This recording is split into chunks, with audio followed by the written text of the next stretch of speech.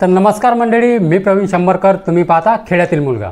स्थलांतरित जीवन जगणाऱ्या विमुक्त जाती आणि भटक्या जमातीतील सुमारे 2.5 ते 3 कोटी लोकांसाठी राज्य सरकारने एक अत्यंत महत्त्वाचा निर्णय जो आहे तो घेतलेला आहे. या समुदायाला आता केवळ स्वयं घोषणापत्राच्या आधारे फिरती शिधापत्रिका, आधार कार्ड आणि मतदार ओळखपत्रे उपलब्ध करून दिली जाणार आहेत, ज्याला आपण मोबाईल रेशन कार्ड सुद्धा म्हणू शकतो. तर काय आहे हा नवा निर्णय ते बघा. भटक्या जीवनशैलीमुळे ज्या जमाती आहेत त्या सरकारी योजनांच्या लाभापासून वंचित राहत होत्या, कारण त्यांच्याकडे स्थायी रहिवासी पुरावा नसायचा. ही समस्या सोडवण्यासाठी जे राज्य सरकारने मूलभूत ओळखपत्रे आणि योजना सुविधांमध्ये मोठ्या प्रमाणामध्ये सुधारणा केल्या आहेत.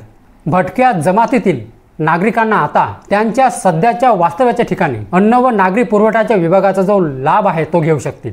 या फिरत्या शिधापत्रिकेमुळे ते राज्यामध्ये कुठेही असले तरी त्यांना अन्न सुरक्षेचा लाभ मिळणार आहे.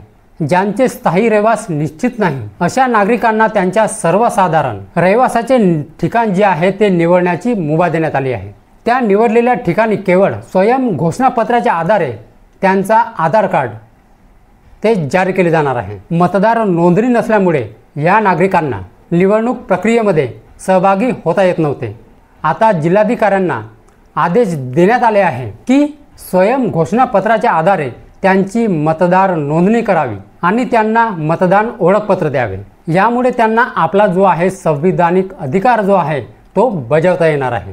याशिवाय या जमातींना आयुष्यमान भारत कार्ड, जात प्रमाणपत्र आणि इतर शासकीय दाखले मिळवण्याच्या नियमामध्येही महत्त्वपूर्ण ज्या सवलती आहेत त्या देण्यात आल्या आहेत, असे जे आहे काही अधिकाऱ्यांनी सांगितलेले आहे.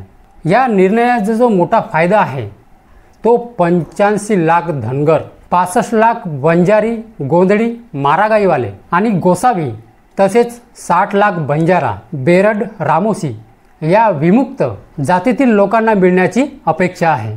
हा जो निर्णय आहे या समुदायाला विकासाच्या मुख्य प्रवाहामध्ये आणण्यासाठी एक मोठे पाऊल असणार आहे.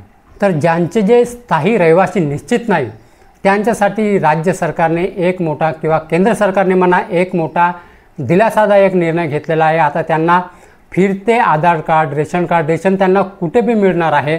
कोणत्या पण ज्या गावी जातील त्यांना त्या गावी त्यांना स्वयं घोषणापत्राच्या आधारे त्यांना रेशन मिळणार आहे आणि मतदान पण त्यांना करता येणार आहे. ठीक आहे, फक्त स्वयं घोषणापत्राच्या आधारे. ठीक आहे, तर त्यांच्यासाठी एक मोठी खुशखबर आहे. ठीक आहे, तर मंडळी हीच होती आजची माहिती. तर मंडळी माहिती जर समजली असेल आणि जर व्हिडिओ आवडला असेल तर व्हिडिओला एक लाईक करून माझ्या चॅनलला सबस्क्राईब करायला विसरू नका. तर चला मंडळी, अशीच नवनवीन माहिती आणि योजनाबद्दल माहिती घेऊन भेटूया आपण उद्याला. जय हिंद, जय महाराष्ट्र.